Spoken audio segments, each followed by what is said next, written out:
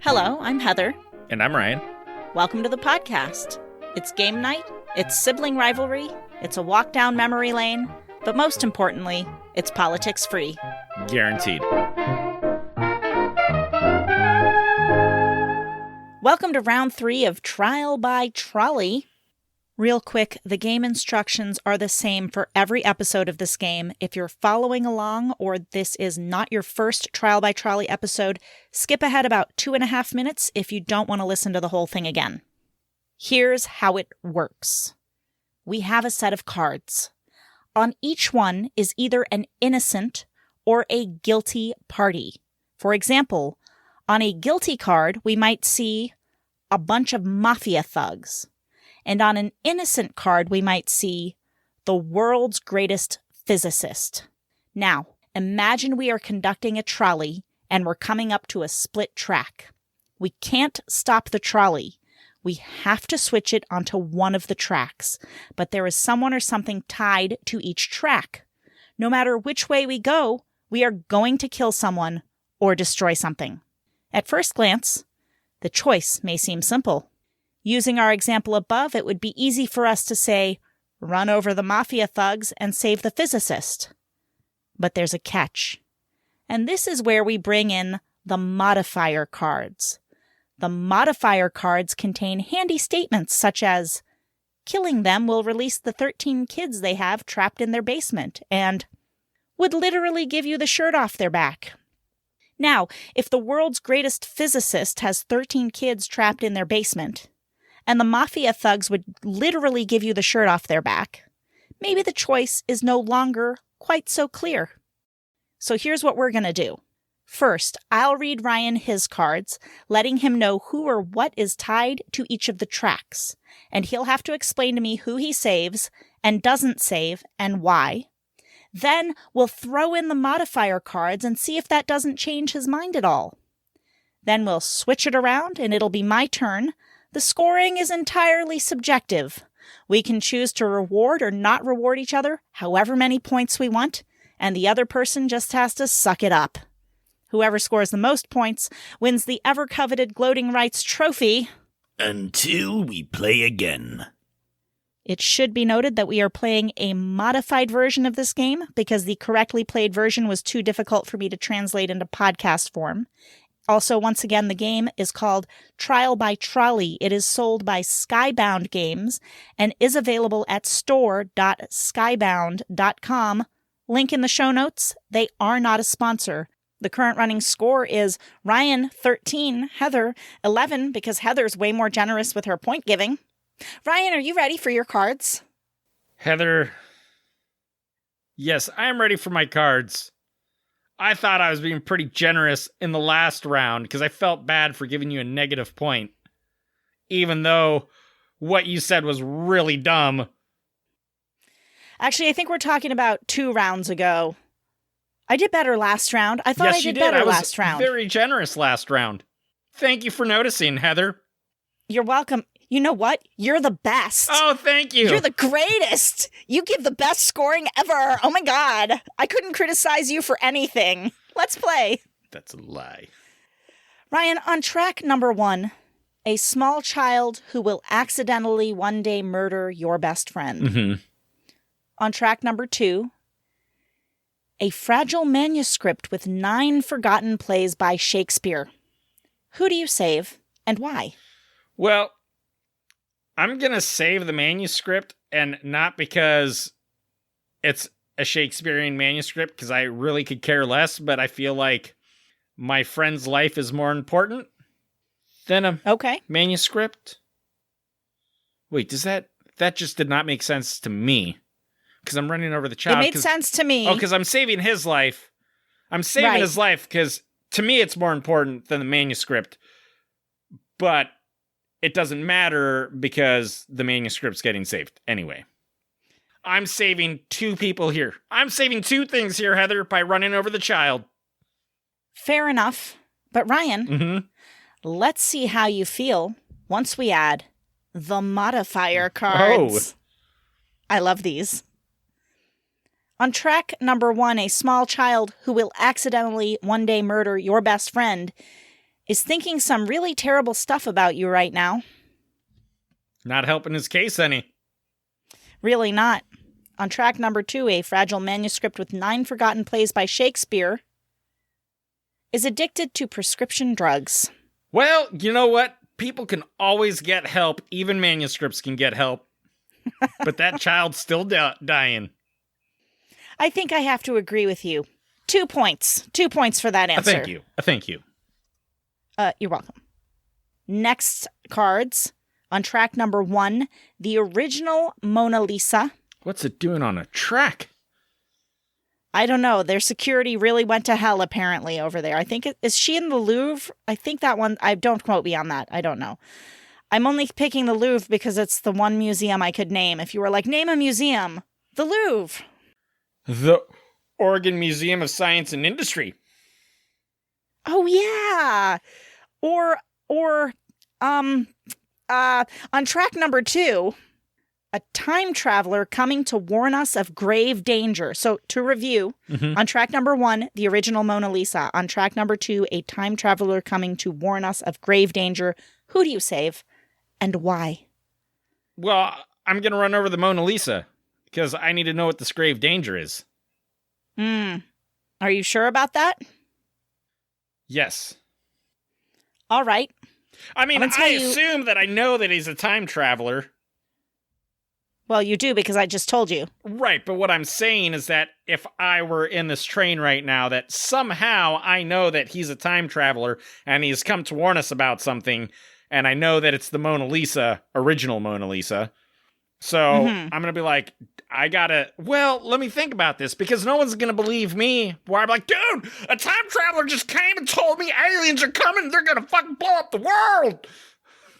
I'm going to sound like a crazy person. Yeah. Maybe I'm just going to, man. I just wonder if ever you've seen a time travel movie. Does this ever go well? Does it ever go well when they come to warn of grave danger? We usually get ourselves into the grave danger anyway somehow, despite having been warned. What if, just one time, there could be some grave danger coming, and the time travelers are like, you know what?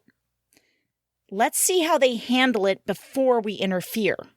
Because maybe it'll go okay. Yeah. Except it'll already have gone badly because they're in the future. Right. I don't know. Yeah, see, because if they don't interfere, it happens. If they interfere, it happens. It still happens. Unless it's like something that could be like, they could be like, listen, somebody says the wrong thing to the wrong politician, they fire off some nukes. You gotta tell them not to say it. Just tell them not to say it. Okay. I see where you're at with this. I see where you're at. However, we haven't done the modifier cards. Hold on, I still haven't made up my mind here. Oh, you haven't? Oh, sorry. I thought you were decided. It's okay. No, because originally I wanted to run over the Mona Lisa, but then I thought about it, and even if me, a mere train conductor, gets a message from the future, who's going to believe me? Like, no one's going to believe me. And I'm just going to run around sounding like a crazy person, probably get institutionalized. Sure. So I'm probably just going to run over the time traveler. Just, it is what it is. For different reasons, I had also leaned toward running over the time traveler. But Ryan, let's see what the modifier cards say. On track number 1, the original Mona Lisa is on their way to murder someone you knew in high school. That's rather a bit vague. It could have been someone you hated in high school. I don't know. It's true. On track number 2, a time traveler coming to warn us of grave danger will one day invent the world's most addictive smartphone app. I'm still running over the time traveler.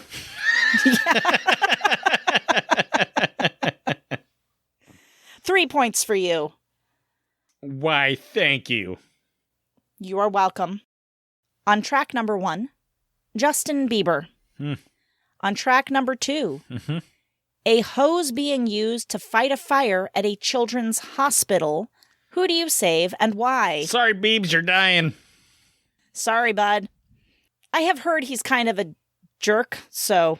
I've heard the same thing as well. And he used to be such a sweet young man. When he was like Did YouTube, he? he was YouTube famous and he was so nice. And then all of a sudden, like, he got real famous and he was like, I'm hot shit now. And then acted like a total tool.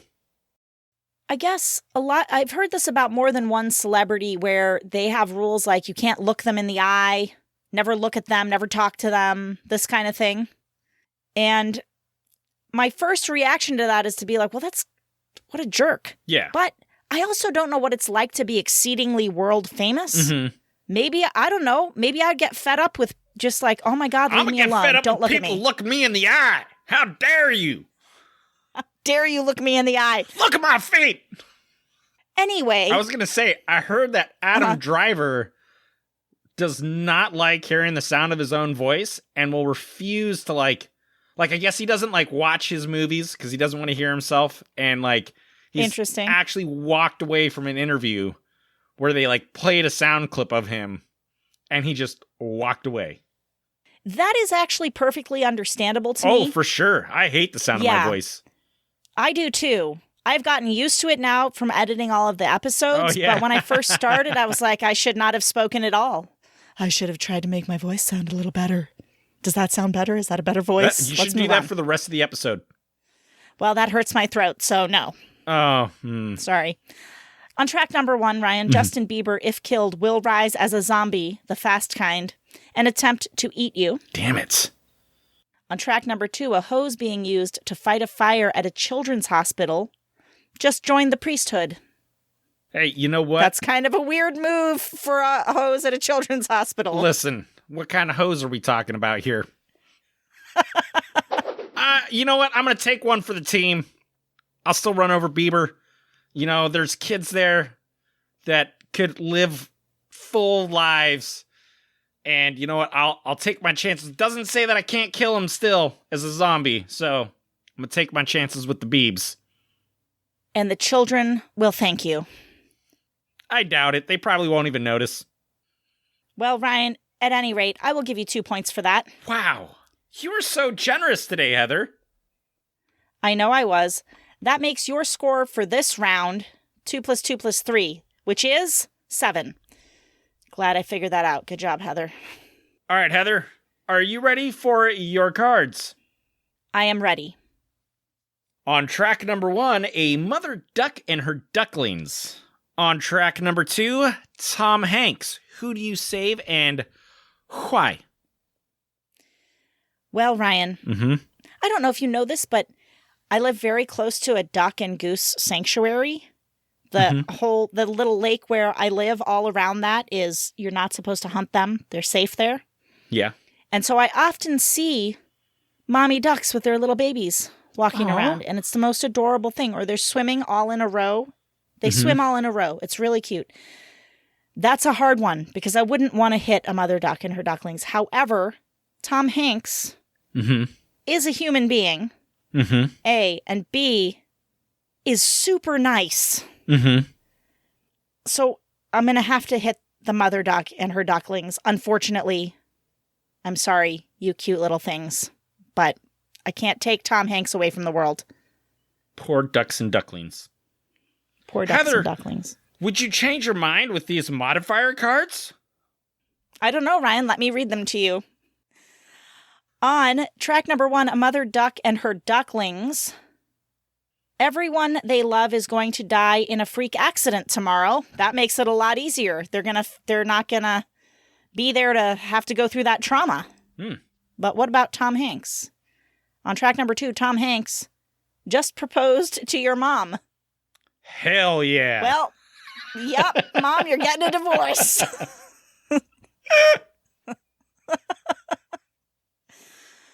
I am definitely not hitting Tom Hanks with the trolley. No way. Heather, I will give you 5 points for that answer. Wow, that's so nice of you. Thank you so much. You're welcome, I'm going to Heather. get myself, the way this game works, I'll have negative points for the next 2, I'm sure. Here we go. On track number 1, the person who stole your identity and bought a yacht. On track number 2, Bigfoot finally ready to stop being so shy. Who do you hit and why? Oh, who do I hit? Well, you know who I hit. what if I can't get my identity back if I kill the person who stole my identity and bought a yacht? What if that somehow messes me up getting my identity back? You know what I mean?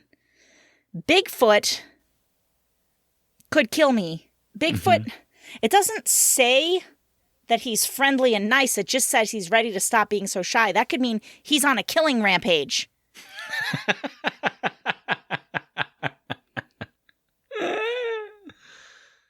Okay. So right now my answer is I'm going to hit Bigfoot with the trolley.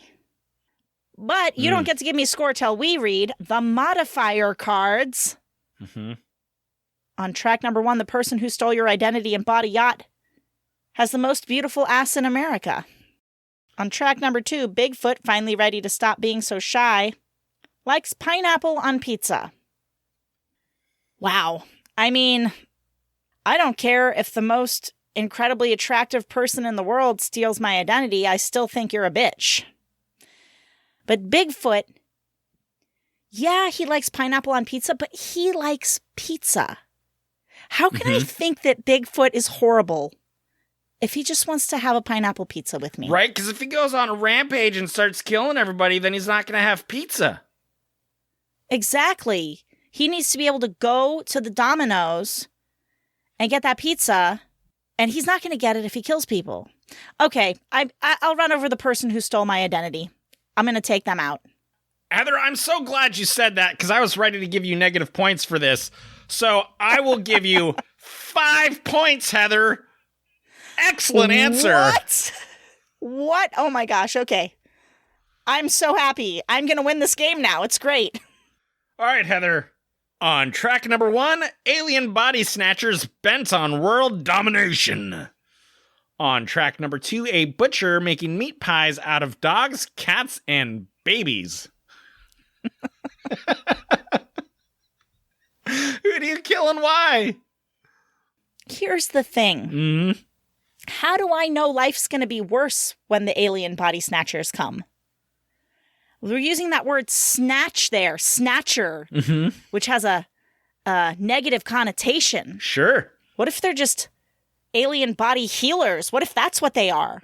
What if when they come into your body, like all your illness goes away and you're happy and you're half alien now, but things are getting better?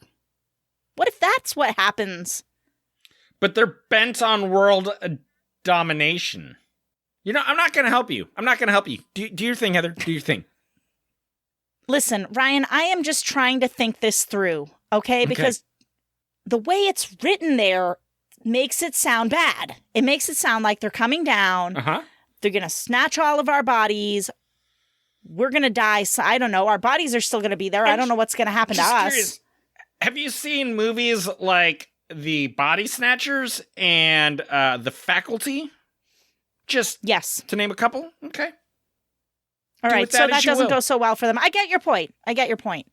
A butcher making meat pies out of dogs, cats, and babies. I mean, look, okay. If the aliens bent on world domination take over, nobody's making pies out of anything anymore. Because they don't like pie. But I don't want to eat a dog, cat, baby pie. Well, you don't have to. Who says you got to go to that butcher for his meat pies? Okay, well, let's think this through. It doesn't mean he's murdering them. What if he just gets the dogs and cats off of roadkill? Jeez. And he gets the babies. The babies, hold on, I want to Google something really quick. What are ape babies called? Ape babies! They're called babies! Oh! Sweet! Okay, fantastic. So this guy's just finding roadkill and making pies out of it. It's like Roadkill Cafe. Good. Let's hit the alien body snatchers. I'm glad we worked through that. Oh, but I still haven't done the modifier cards. Yeah, let's do the modifiers. On track number 1, alien body snatchers bent on world domination will one day become a powerful politician and start the purge. Can I say that on this podcast? That's from a movie plot, right? I was going to say, I think that's acceptable. I think you can say that. On track number 2, a butcher making meat pies out of dogs, cats, and babies. 90% chance to win the next presidential election. Yeah, I'm going to take out the alien body snatchers bent on world domination. Taking them out. God damn it, Heather. I can't believe you. -10 points. I'm just kidding. 5 points, Heather. 5 points for that answer. Thank you. I feel great about that. Well, that gives me 15 points for this round. I got to be nicer with my points. Now it's just going to turn into us being like, who can give the most points to the other person? Infinity points for you, Ryan. All right. Well, that makes me the winner of this round. I get the Gloating Rights trophy. Oh, congratulations, Heather. I'm so happy for Thank you. Yeah, you know what? I don't feel like gloating because I feel like you just were over the top nice to me for no good reason. And I was mean to you the last 2 times you did that. So I'm just going to be nice to you. Oh, great game, Ryan. Thank you, Heather. Now it's time for stories inspired by this week's game. So at first I thought, hey, let me get onto Reddit. Let me get some great Tom Hanks stories. They were like remarkably hard to find. I would have expected there to be more. So I have one, and then I just have a bunch of like, I mean, I guess we kind of already did celebrity encounters in a past episode, but I just wanted to do some more of them. So that's what we have. The Scrapple Kid says, I met Tom Hanks when I was about 13 at Typhoon Lagoon. We were on some lazy river tube thing, and I looked over and said, "You look familiar." The guy goes, "Oh yeah? Who do I look like?" "Dumb me. Tom something? Tom Cruise?"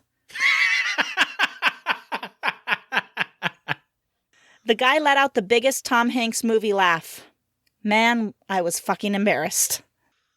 Howdy, SF says, I used to work in a pharmacy in San Francisco that was also somewhat of a variety type store. One day a dude comes in and buys a deck of cards from me, opens up the sealed pack in front of me and proceeds to perform the most amazing card trick I've ever seen in my life. I was stupefied, dumbfounded, awestruck, etc. Unfortunately, I don't remember exactly what he did since this was about 19 years ago or so. Maybe 6 months or a year later, I saw David Blaine on TV and I yelled out to my then girlfriend, "That's the dude! That's the guy that did that card trick to me!" I have a similar story to that. Yes? Though not someone famous, but when we lived in LA, I think it was Ventura Boulevard, they have a comedy club. And I was walking up and there was kind of like this weird dude just hanging outside of the club. And he's like, "Hey, could I tell you some jokes?" And I was like, "Sure, dude, go for it." So he starts telling me these one-liners. And they were all kind of, sort of one-liners, right? Uh-huh. So he was like, "Okay, thanks for your time." And I was like, "Yeah, okay, bye." And then I leave. Well, years later, the show Last Comic Standing comes out. And here's this dude. And his whole shtick was one-liners. And I was like, wow, there is something about this guy that is super familiar. And then he told this one joke, and I don't even remember what it was. It was about crabs and fishnet stockings. And I was like, that's the guy. That's the guy outside of the comedy club. Next story is from a deleted account. Hugo Weaving's son was in my school, 2 years younger than me, so we would see him around every now and then. Apparently, only one of my friends didn't know this, and one day when he walked past, that friend said, "Holy shit, that guy looks exactly like that guy from The Matrix," and didn't understand why everyone was laughing at him. From Senator Beetlejuice. Will Smith was filming MIB3 in NYC. Some of my friends went to the set to see if they could meet him. They invited me, but I declined, saying it'll be impossible to meet him. Not only did they meet him, he freaking took them out to dinner. They said he was so down to earth and just a really cool guy. From Tom McCabe. I saw Johnny Galecki from The Big Bang Theory at a bar in L.A. After a few glasses of Jameson, I told the bartender that I was buying the round for him and his girl. When he came for another drink, she told him it was on me, and he tried to refuse. I went over, shook his hand, and drunkenly said, "I am just a really big fan," like 5 times. He was really nice and appreciative of the drink. And last one here from a deleted account. My uncle was Michael Jordan's realtor when he needed office space in downtown Chicago. Michael Jordan invited him to a golf charity event that he was playing in, and my uncle took my brothers and I along. Michael walked up to my uncle and greeted us. When my uncle told Michael that my oldest brother was his biggest fan, he took off his golfing glove, proceeded to sign it, and gave it to my brother. He then signed a few pictures we had brought along. We then saw him later that night at a restaurant that my uncle took us to, and he waved to us and called out to my brother by name. Made my brother's life. I was 4, but to this day, I remember that day very clearly. Who wouldn't remember that day? Oh, for sure. Even if Michael Jordan wasn't famous, if you met him, you'd remember it forever, because how often do you see a person that tall? Right, that's true. I remember vividly the 3 humongous tall people I've ever met, where I was like, damn, that dude is tall. It was actually two different incidents. Oh. One was a father and son that were the same height. They were both 6'9". Wow. And I was just like, hi, tall people. They were like, yes, we are tall. Thank you for pointing that out to us. Like everybody does. I guess they get it a lot. And another one was actually a woman. She was like 6'4". Whoa. That's or tall. maybe she was taller than Mike. She was taller than my husband. I was with my husband in a store. And I turned around and I was like, wow, you were the tallest woman I've ever seen. She's like, yeah, I get that a lot. I can't believe you said that to her, Heather. I did. And then I said, do you play basketball? She said, I did. Oh, my God. In high school. What was your next question? How's the weather up there? Well, it was shocking, okay? I'd never seen somebody that tall. And it was a girl, so I just, I don't know. It was a very short interaction. She was super nice about it.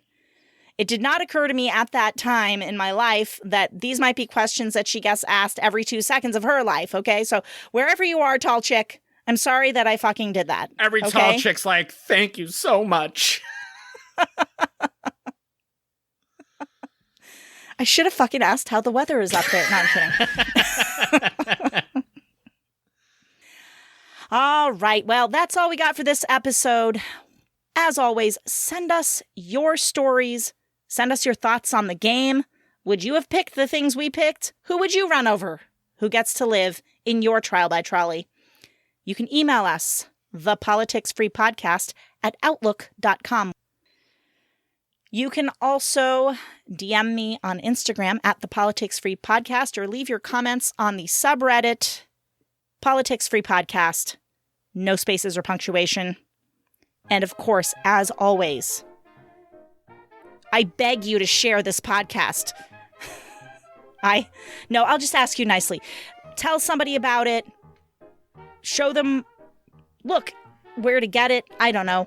But that's how we get more listeners, is people telling people. That's the best way to do it. So we would love it if you would. That said, have a nice time. Until we play again.